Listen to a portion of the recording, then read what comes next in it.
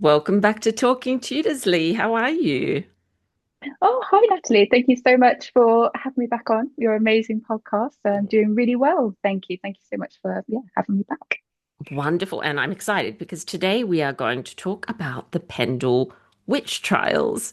Hmm. Keeping with the theme, of course, of October, we like these sorts of subjects. So before Oh, we yes. dive in, when did you actually first become interested in the Pendle witch trials? Good question. Because, it's very different from what I usually Yes. study, which is obviously the 16th century.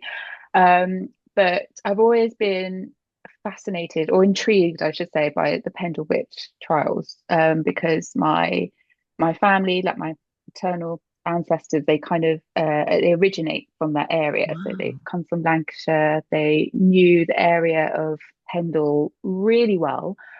So I kind of grew up with my grandparents, especially telling me stories about the area.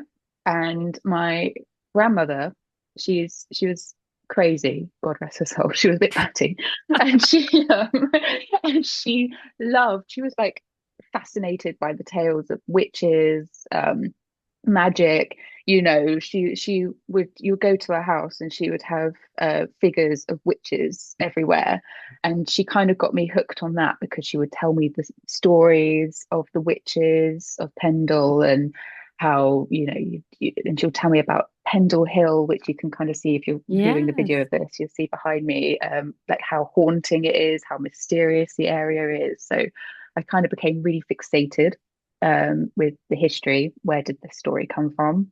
To the point where I actually ended up with figurines of witches as well in my room when I was growing up. It was very strange. Um, so yeah, I just became really interested in the Pendle witch trials through my family. And then later on, as I studied history at university, there were opportunities for me to study the history of witchcraft in general. So I was able to kind of piece all those bits together and form this fascination with this period that is very much outside the usual Tudor history that I focus on. But that's how it all kind of started, really. Wonderful. And we actually just had an episode on cunning folk, which is really Yes. interesting because they're probably not as well known as kind of the witches. And we did talk about why that might be in the episode. So, you can certainly tune into that after this one if you haven't listened to it yet. But Hmm. let's talk about then what makes a witch. And I think we're focusing on the 17th century. Is that right, Leigh? Yes. So I mean, the history of the witch, especially in Europe, is it does go across like a several centuries. So for it kind of ties in with the medieval and early modern period being a very superstitious age. Magic was seen to be everywhere. So you had Yeah. religion, you had Christianity, which had your kind of divine phenomenon, kind of the good, and then you had this subtle, slightly sinister kind of underbelly Mm, with yeah. the darker side of magic, and it was believed that it was everywhere.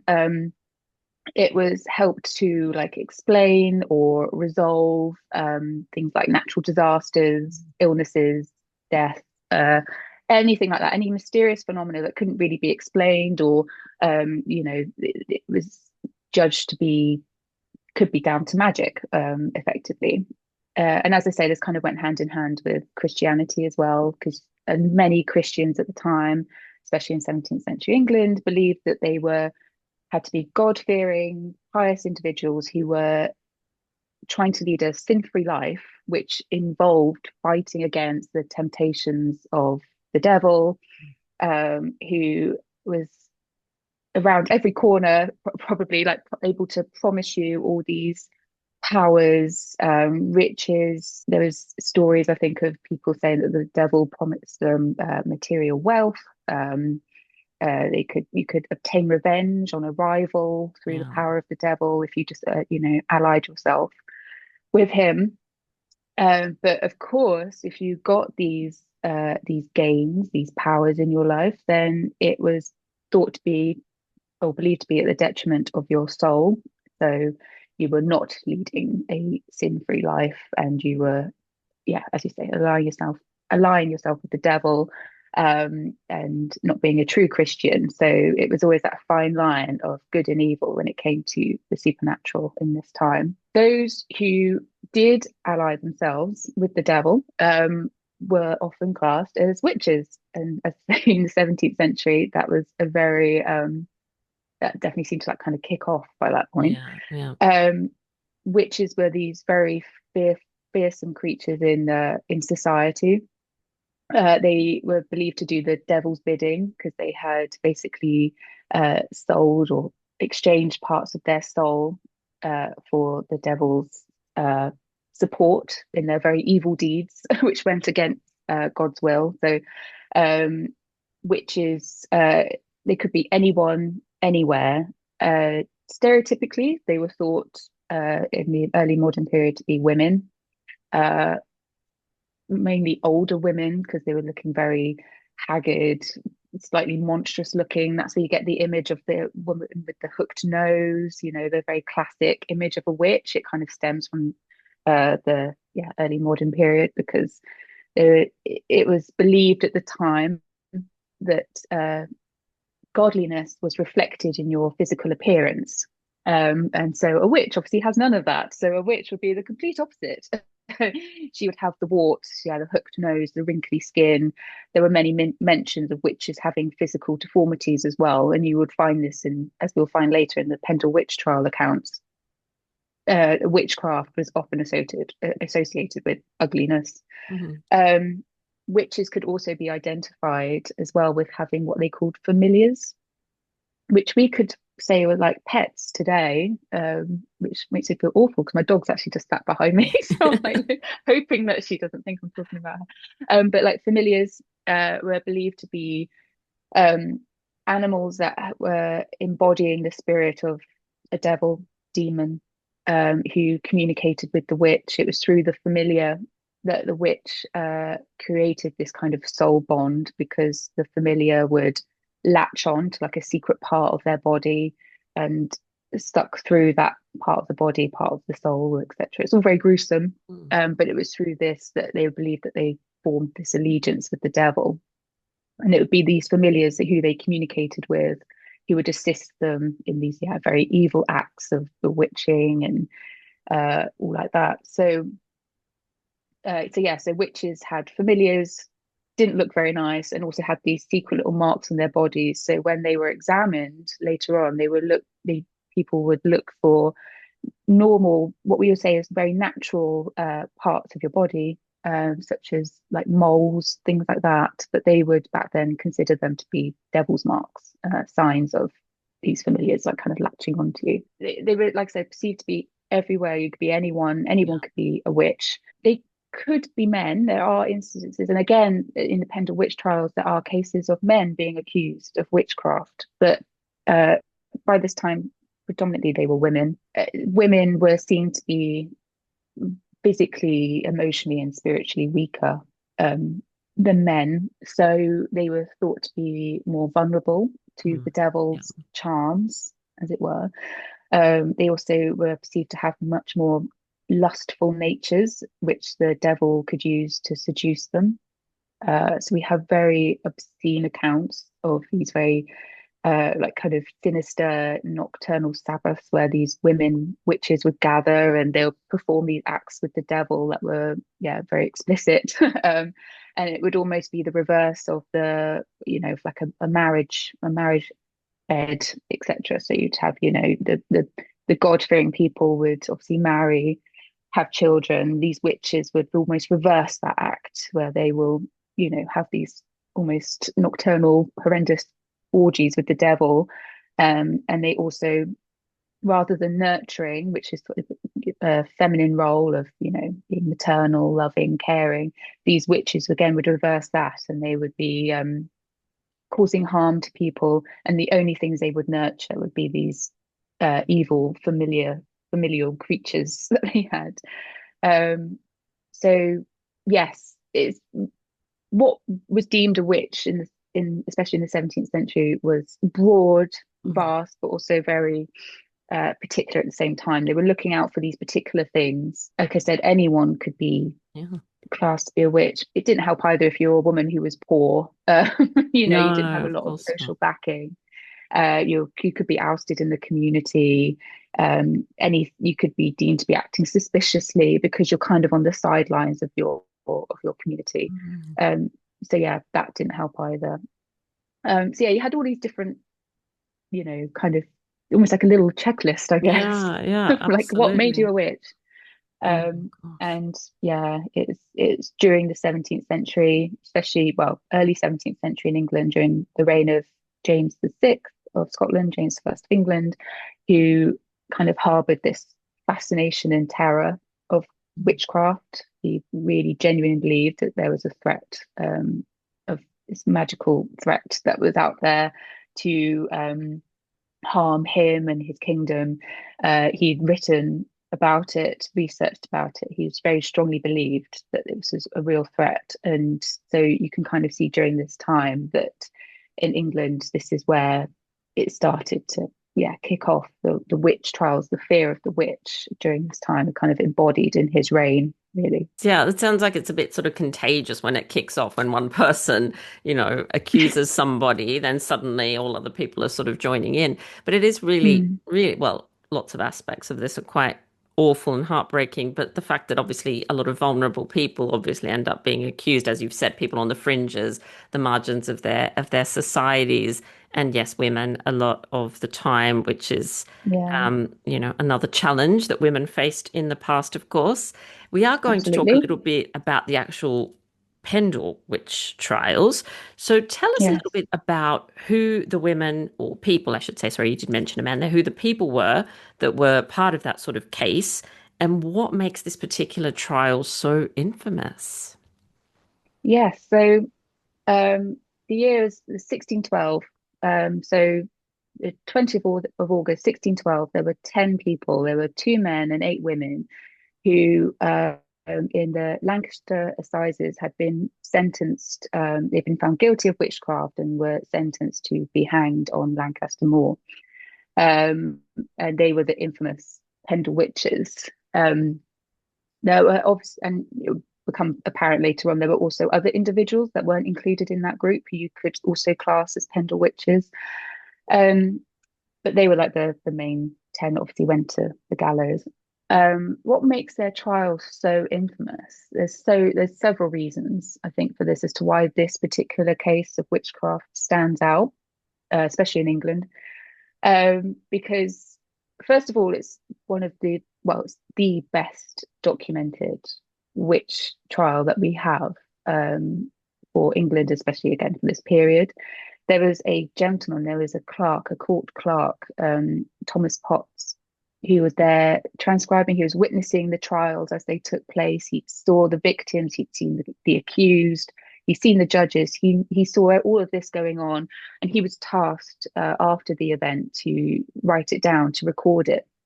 And we still have that work today, called The Wonderful Discovery of Witches in the County of Lancaster. So it's a bit of a long title, It's not. but it's a bit of a mouthful. But yeah, so it's through him that we have such a detailed record of everything that happened. So we kind of have like a step by step account of everything that happened, which is quite unique.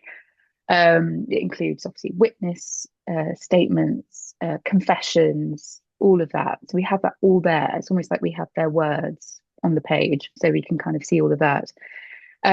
It was also quite unique and shockingly so as well, for relying a lot on a young child's testimony. All of those 10 people that were sentenced to death, their lives were basically hung in the balance, excuse the pun, Yeah. because of a young child who we believe was probably about 9 years old, who came into the court and basically condemned them all with their words. So they relied a lot on the testimony of a child, which is quite shocking. And then you see this trend continue in other later witchcraft trials. So the Salem witch trials relied on the testimony of children. You can see that all originating in the Pendle witch trials before young children's testimony was questioned. or not considered as, effective, as strong. Mm. But the Pendle witch trials, it was, yeah, they relied heavily on the child's testimony. And it also captured the feeling at the time, the Pendle witch trials. There was this huge fear.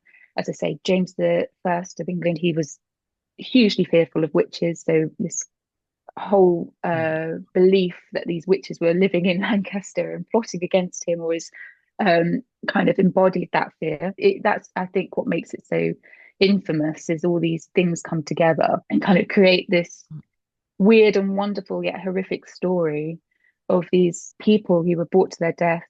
And we can see their words right here, even 400 years later.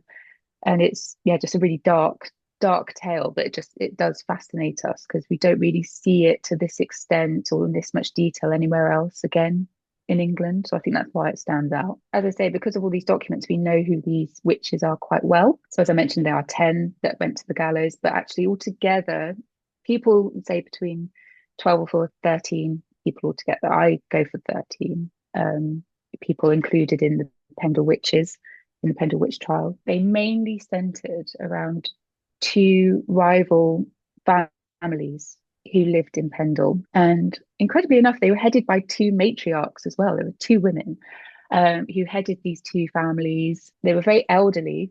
They were probably in their 70s, actually, or one of them was in their 80s when they were imprisoned. So, yes, it's you've got these two rival families. You had one matriarch called Elizabeth Southerns, who had the nickname of Old Demdike. Ah, So a lot of yes, I people have refer heard to that. her as Yeah, Dead. Yes, yeah. definitely. Um, she's quite a character. We believe that she was born in about 1541. So Wow. she had, by 1612, she had seen a lot Gosh, she during had her seen a life. lot. Yeah, my I goodness. mean, it's weird to think that she would have been born during the time when Henry VIII hadn't even married his sixth wife yet, and No. then he's seen all of the Tudor period. Wow. So yeah, so she had lived an extraordinary life, um, but we think she'd lived majority of her life in quite a small area, in the area of Pendle. So even though her life was quite lengthy, we think it probably was Mm. very isolated, very contained. She lived in a building that was known as Malkin Tower in the forest or around the forest of Pendle. Uh, because she was quite poor, we think that this place would have been effectively a hovel. So it's almost what you imagine a witch's lair to look like. We don't know anything about where this place was. We don't. None of it survives today. But you would see a lot in the documents that Malkin Tower is referenced quite a lot because a lot of the happenings were centered in that area. Right. Elizabeth or Demdike had two children. The one to focus on is Elizabeth, who married into the Device family. She was also named as a witch. Um, and Elizabeth had three children of her own, James, Alison, and Janet. And again, all these names would feature quite heavily. The other matriarch of the rival family in the Pendle area was called Anne Whittle, whose nickname was Chattox. Yes. Um, Yeah, yeah. yeah. um, she was born, we think even earlier. I think she was even born, they say, in 1532. Oh my So goodness. yeah, I Incredible. think there was, yeah, I think I read somewhere that they think she was born in 1532. So during the time of Anne Boleyn, you Yes. know, Rise of Anne um, Boleyn, exactly. yeah, I mean, it's incredible to think. And so Chattox obviously again was getting on to 80 years old by the time that she was arrested for witchcraft. But during her life, we know that she had at least three surviving daughters. The one to focus on is another Anne, who we call Anne Redfern. She was also wrapped up in the Pendle witch trial. But again, we think they were very poor. They were rival families. We don't know why they were rivals, Chattox and Demdike. But we think that they both practiced as cunning women, which, as you say, you have talked about in previous podcasts. And they may have been competing for clients, maybe, or trying Yeah. to undermine the other's reputation because obviously they were trying to survive and trying Mhm. to make as much money. So to do that is to obviously undermine your competition. So we think that's how they were rivals, but we're not quite sure. So it's them two families with with the children, the matriarchs, who are the ones that kind of are at the center of the witchcraft trials. And as I say, there are others around them. So they have neighbours, friends, and associates who eventually become entangled in their downfall, effectively, as we will see later on. So yes, you have it's quite a lot, and I know like I've kind of chucked all these names at you, but the main thing to kind of when you think of the Pendle witch trials is two matriarchs, two families, and some of their neighbours that kind of got wrapped up Mm. in the event. And so you talked about the fact that I think it was 10 people that in the end are executed, I think. So what actually kickstarted the whole thing off? Why is it that attention suddenly was turned to these two families? It kind of all seemed to like almost be like a domino effect. I Yeah, yeah, think it was just exactly. like a flick of a switch, and then all of a sudden these families were just almost annihilated. On the 18th of March, 1612, Demdike's granddaughter Alison was walking through Colne Field, which is very near Pendle Hill, when she encountered a peddler named John Law. The story goes that Alison had asked John Law for some pins that he was carrying in his backpack, which he refused to give her. We don't know why he refused. He might have seen that she was very poor, probably wouldn't have been able to pay for them. So he refused and began to walk away. Alison became very upset, very angered by this, and is said to have cursed John Law as he retreated, as he walked away from her. He immediately fell down, collapsed on the floor, and in modern medical understanding, we believe he most likely suffered from a stroke, Mm. possibly from the stress of having maybe this woman shouting at you. But he was described as his head had gone down and his eyes and his face were deformed. That's what it said in the accounts. His speech wasn't well understood Right, anymore, yeah. and his left hand side had gone, I think they said his left hand side had gone lame. And so, yeah, it probably was a Mm. stroke. But because it happened immediately after his encounter with Alison, suspicions were immediately raised. um, John Law managed to get to a nearby alehouse and was trying to recover.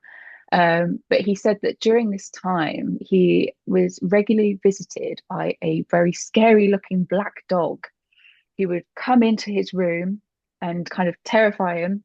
And then Alison will herself will come in afterwards and would just kind of creepily stare at John Law Mm. before retreating. So very, very scary.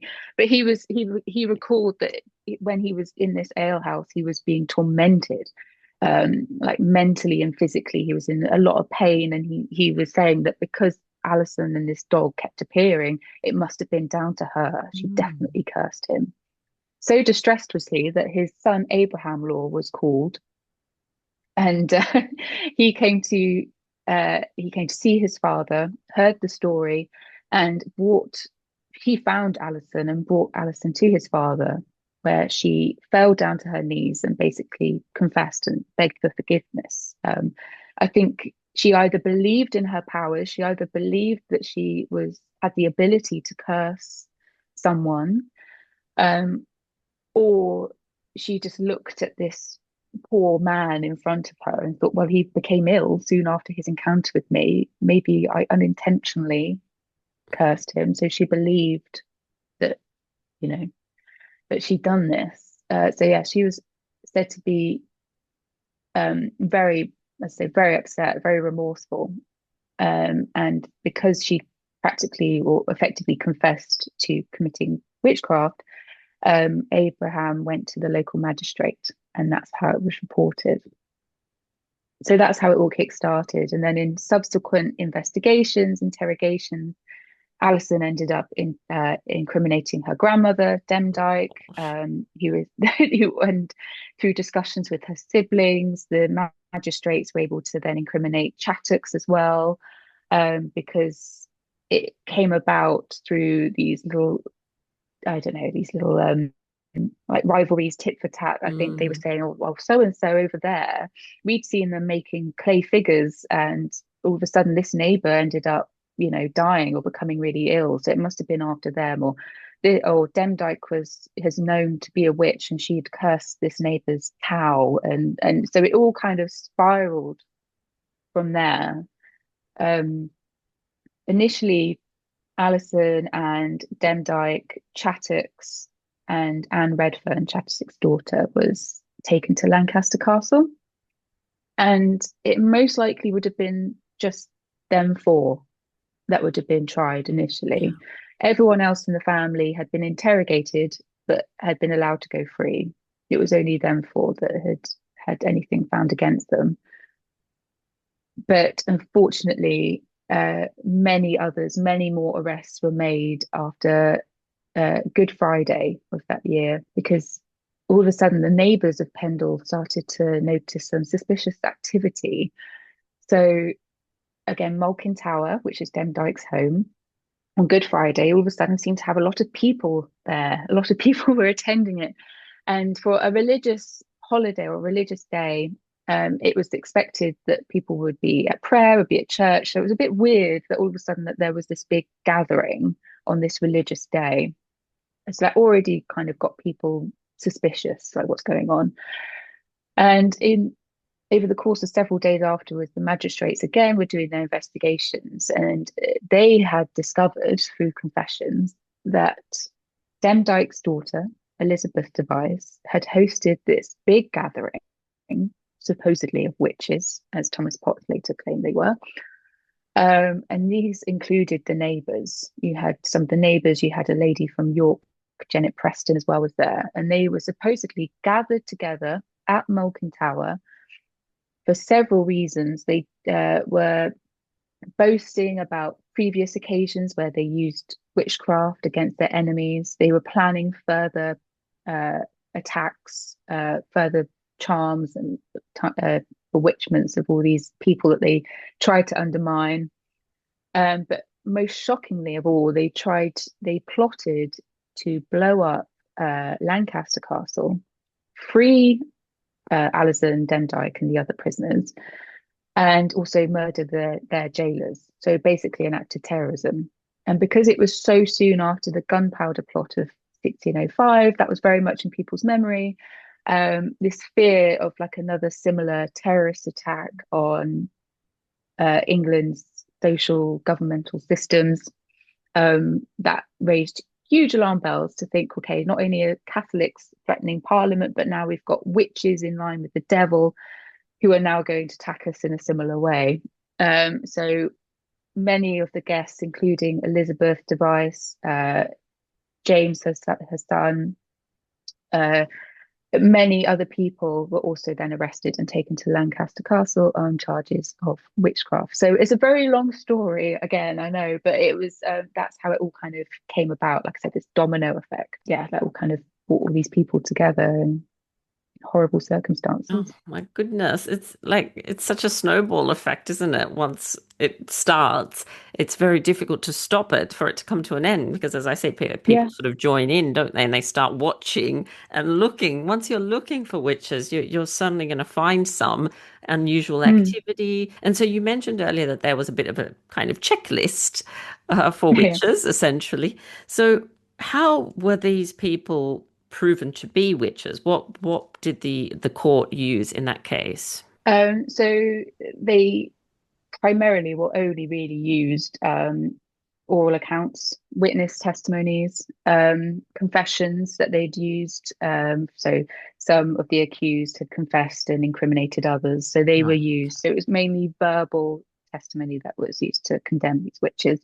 Um, Demdike, the one of the matriarchs, was said to have actually had a secret mark on her left side of her body. So that's a reference to one of the devil marks that I was Right. Yeah. talking about earlier. She was said to have had one of those, so that helped incriminate her.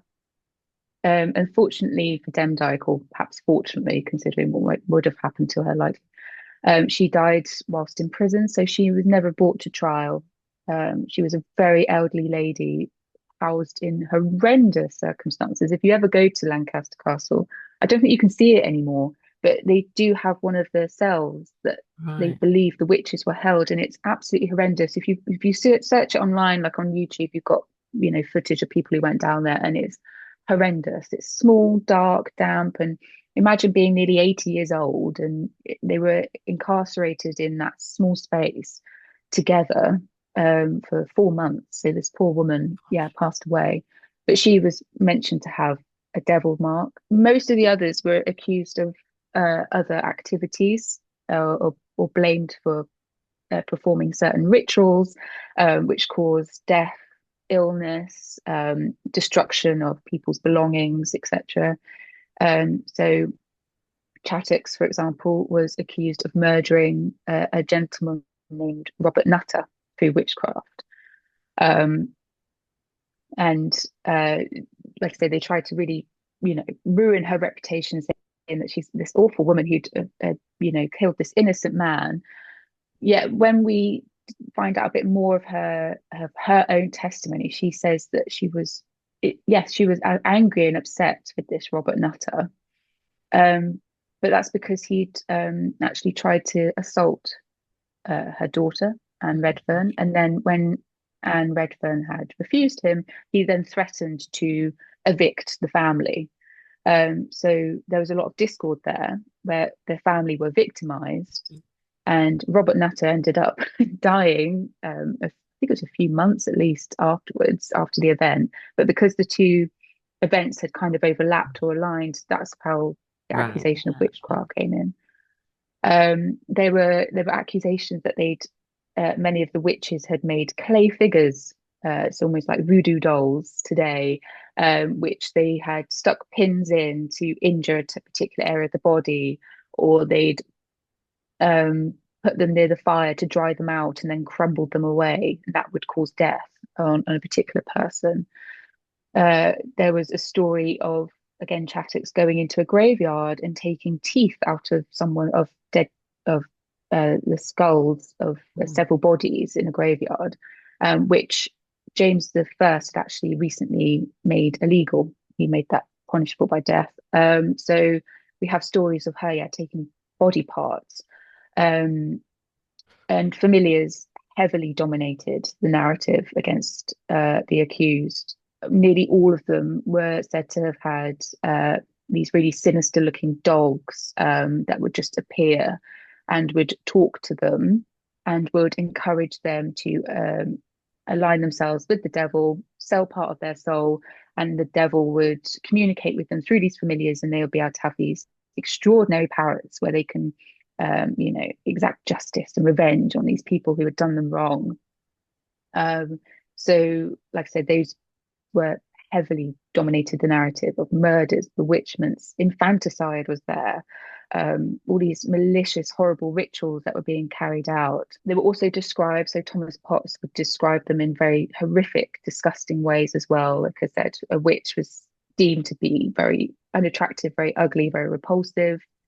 On many occasions, Thomas Potts would go out of his way to say that these witches were horrific to look at because their eyes, well, I think Elizabeth Device had eyes that were higher up than the other, Right. which was shocking to behold, apparently, to the people in the court. And yeah, Chattox, I think, was described as a withered and decrepit creature. So yeah, it was not very nice at all. So it's kind of ticking all the boxes, as I say, like, familiars, physical deformities, clay figures, curses, unexplained deaths. What was the most shocking out of all of these things that I've just mentioned was the fact that halfway through the trial, or just near the first half of the trials, the court doors opened and this young girl stepped through, who I said was about 9 years old. And it was Janet Device, who was the granddaughter of old Demdike, Elizabeth Device's daughter. And she stepped in and she was part of the prosecution. They brought her in as a witness to these events, these dark events that had happened behind closed doors. And she incriminated through her testimony nearly all of her family and their associates. It was through her word alone that most of them were condemned. She picked them out in a line of other prisoners and said, yes, this is a witch, this is a witch. She would take them by the hand and say, this was the person who admitted that they had murdered their neighbour through witchcraft. And And this was a 9-year-old girl. And obviously today we would question the validity of her testimony through numerous different reasons, but because a child was deemed to be innocent, Yeah. you know, she was a powerful tool in sentencing her family to death. And we don't know whether she truly understood what she was doing, whether she Exactly. liked the Oh, attention. We don't know. We don't know if she really understood the consequences of her actions, or whether she just didn't get on with her family and exacting revenge. We just don't know. So that was just a horrific addition to this oh horrible my tale. goodness. It's so shocking, isn't it? There's so many It elements of it that is. are so shocking. Do you know what happened to the child after? So immediately afterwards, we don't know. So obviously, of course, a majority of her family have gone sent to Yeah, the gallows. exactly. We don't know. We know that she probably had an uncle that was still alive. Wait, so she may have been looked after by some remaining relatives. Also, she could have been supported by the magistrates as well. They may Yeah. have used her for their own means. So maybe she was able to receive some support. Highly unlikely, but yeah, we don't know what Mm. happened to Janet immediately afterwards. But she does crop up again a bit later, Wow. shockingly. Oh my goodness, what a Um, story. Yes, because of course there is another trial, isn't there? So there's a witch trial of 1634. So can you tell us how these trials are actually related? so yeah, the second trial, shockingly, is where we see Janet come up again, and it's almost like the Right. tables have turned. So um, there are so many similarities between this second trial and the Pendle Witch, the first trial of 1612, because again, uh, it's November 1633, and there's a 10-year-old boy who lives in Pendle called Edmund Robinson, and he comes home late one day, and he looks a bit scruffy, he looks a bit disheveled, and his parents are asking him, like, what happened? What's happened to you? And he goes into this very fantastical story where he said he was out picking berries, and then all of a sudden he encountered two greyhounds who later morphed into a boy and a woman. And then the boy later transformed into a horse. Gosh. Edmund then rode on this horse with the woman to this barn, which was supposedly full of witches. And these witches would pull on these ropes that hung from the ceiling. And as they pulled on them, there'd be food that would drop down and they would like enjoy this great feast. Edmund managed to escape, but on his way, to make matters even worse after this horrendous ordeal, he encountered a boy with hooves on his feet, I believe, or he almost like, yeah, this devil child that he encountered, and he had a little bit of a scuffle with him, but again managed to break free and ran home to the safety of his parents. And that's when this second witch trial kick-started, because Edmund, with his father, go out into the local area, Mm. and Edmund is pointing out to people in the community saying, yes, they were in the barn, they're a witch, I saw them.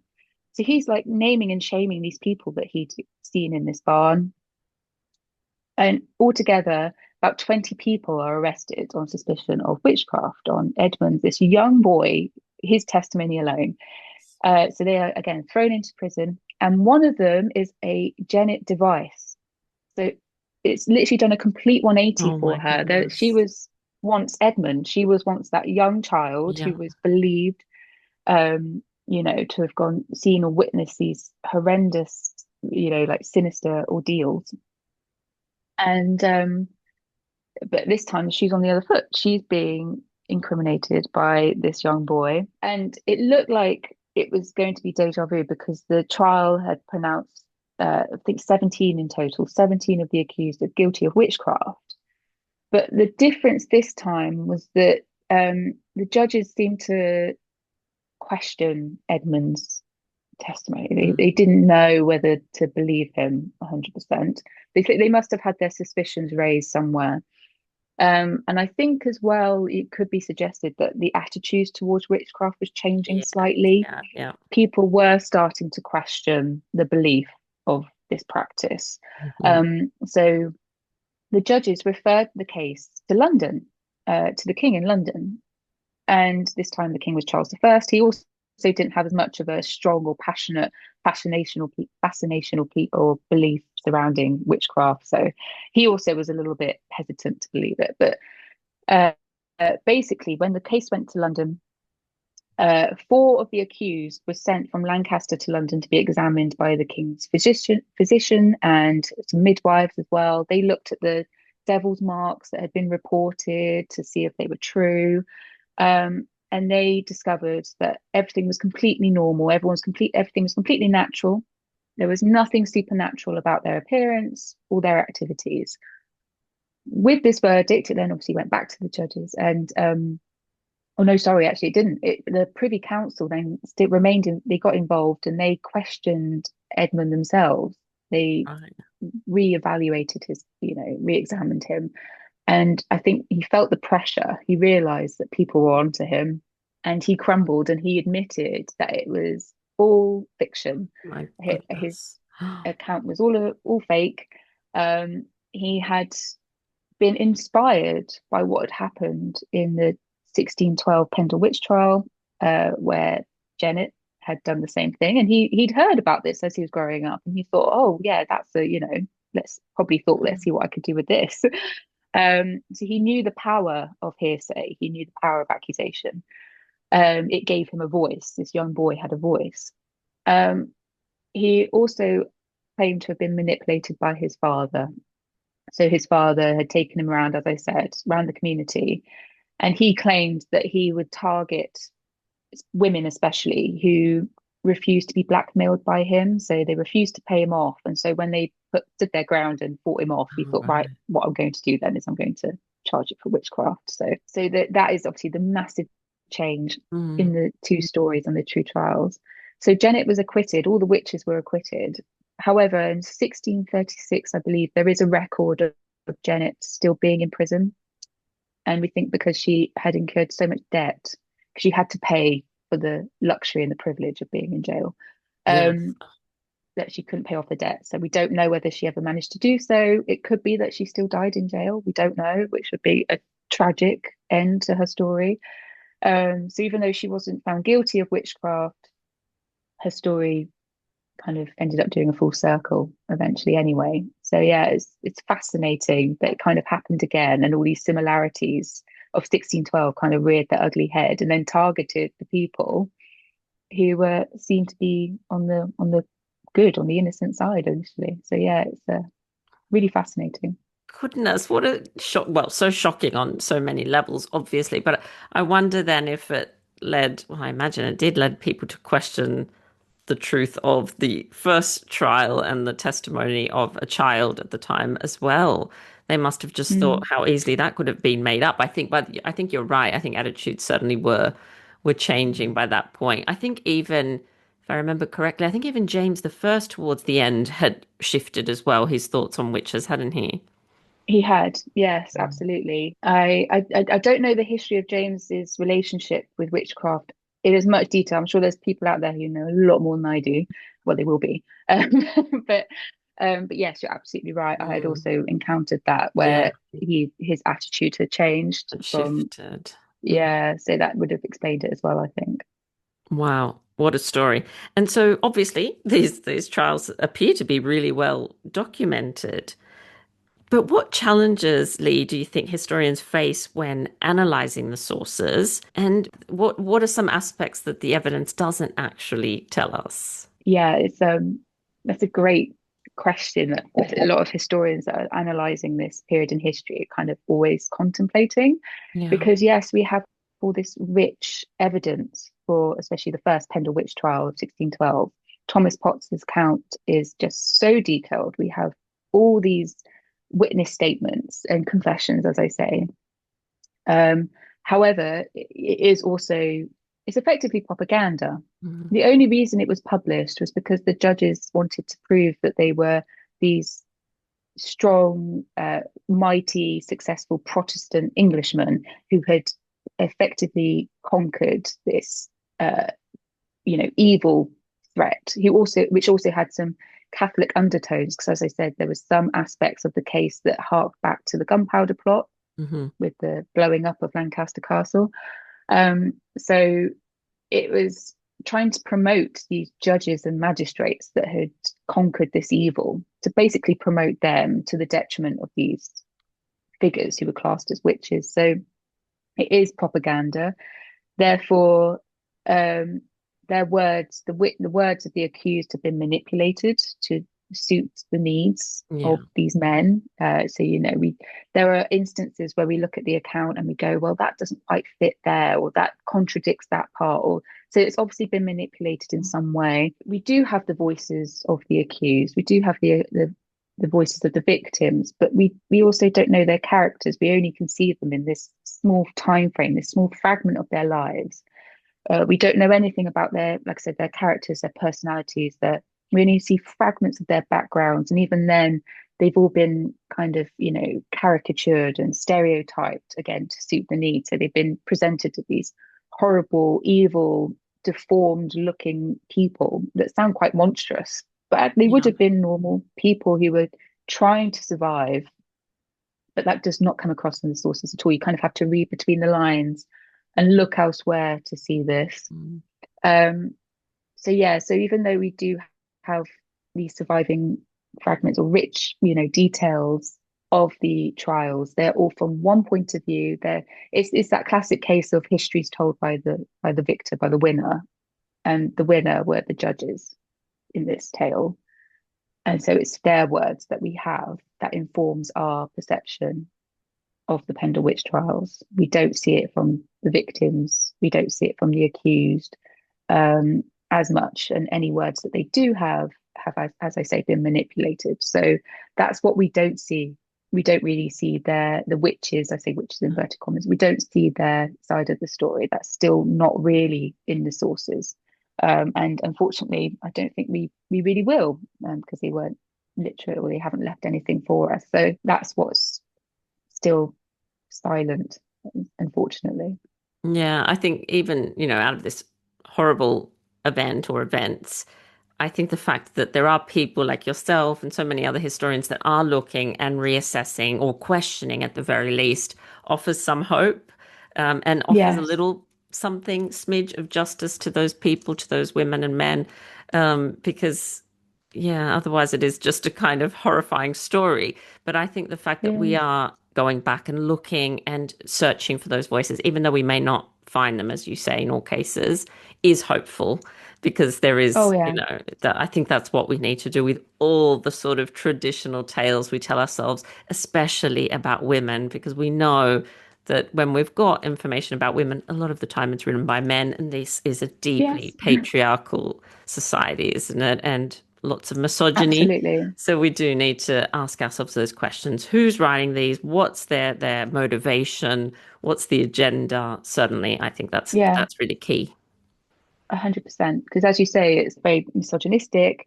And also a lot of the events that the accused were talking about, at the time, they wouldn't have been presented as a victim. So, as I say, Chattox record this event where Robert Nutter had tried to sexually assault her daughter. Yeah.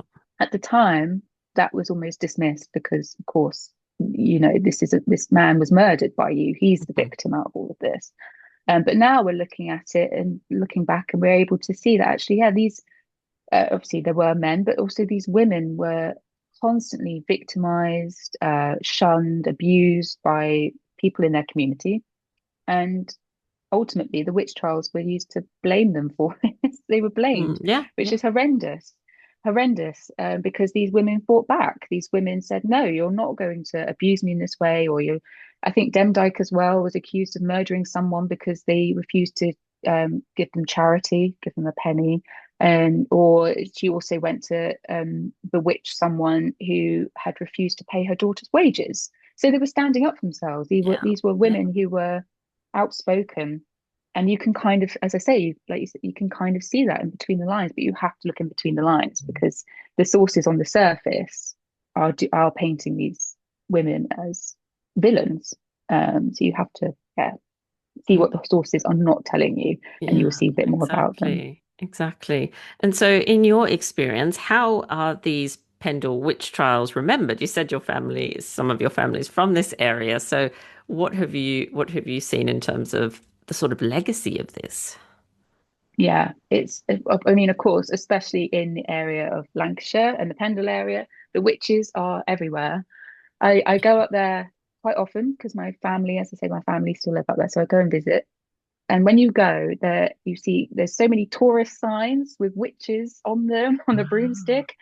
You've got there's quite famous novels that have been Mhm. published in well, I say recently, it's in modern history about the Pendle witch trials. Uh, the There's a sculpture trail now, so you can, when you go and visit, you can walk and see the area through these sculpture trails of associated with the witches and the trials that happened. The In 2012, the 400th anniversary had been commemorated, which saw loads of events such as displays on Pendle Hill itself. Again, another witch walk trail to kind of remember the victims of the events. Um, but yeah, there's still very much part of the history and the heritage, especially of the area. There are many places today that are named after them. Let's say you're surrounded by it. There's shops dedicated to them. There's a witch shop in Bali that has the little figurines that my grandmother used Oh, to yes. buy of the witches. Yeah. Um, it's everywhere. They very much have, they are still very much part of Pendle, part of Lancashire. If you go there today and mention Pendle witches, everyone will know what you're on about. They're also starting to, well, I say starting, they have done always really, but they are becoming wider known Mhm. through the power of popular culture. They've been, as I say, in novels, they've been in documentaries about the history of witchcraft. If ever you get a documentary about witchcraft, the Pendle witches are always like, Yeah. you know, first and foremost there. So yeah, they are still very much remembered today, and they're remembered positively. I think now, before obviously at the time they were vilified, but now they are seen as obviously people to sympathise with, people to remember, um, and also, I guess, in a way, people to almost look up to because they'd endured so much, they had survived so much, and tried to overcome these, like as I say, these um, powerful men who tried to, you know, silence them and Yeah. smother their voices, but we're still hearing them today. And people remember that, and people will go and hike up Pendle Hill and remember them. And people will talk about them. People want to see or experience anything associated with their story. They want to be immersed in their story. So, yeah, these little people of Pendle 400 years ago have become a big Incredible. part of their history, which is lovely. Incredible. And so if this conversation has piqued some people's interest and perhaps they want to find out a little bit more or delve a bit deeper into the Pendle Witch Trials, where can they go? So there's several different avenues that I hope will like kind of interest some people. Of course, I do recommend if you can get your hands on a copy of Thomas Potts's The Wonderful Discovery of Witches, that they do have published like modernized versions. They also have versions readily available online. So definitely have a look at the surviving first-hand documents if you can. Um, there was also a book that came out recently, which has become like my Bible of the Pendle Witches, and it's a book by Carol Ann Lee, and it's called Something Wicked: The Lives, Crimes, and Deaths of the Pendle Witches. And I completely and utterly recommend that because I know I've thrown a lot of information at you, and it's kind of been a bit of a but that book goes through it all in such detail, and it's so well written. You get to know a lot more about the personal history of these witches as well, a lot more than what I can do obviously today. So yeah, definitely recommend that book. There's YouTube. Again, there's documentaries on YouTube about the Pendle witches. I think History Hit have done one, which is really good. Online courses. I know History Extra has done one on the history of witchcraft, which includes the Pendle witches. But most importantly, if you can, I highly recommend that you go to Pendle, you go to the area. Please go to Lancashire if you can, because nothing can bring that history to life better than being there, seeing the landscape. Yeah. Even though it's obviously connected with like modern technology and transport today, you can still get a sense of how like isolated it would have been. You get a sense of how difficult it must have been for them to live in that environment. But so you get to appreciate their lives a whole lot more. And yeah, you get to see Lancaster Castle where they were held. You get to see the hill that kind of towered over them when they lived their everyday lives. And yeah, it's you get to experience that history on a much more personal level if you can go to Mm, Lancashire. So I yeah. know a lot of people, if they travel to the UK, they go to London and all like that. And of course, definitely do that.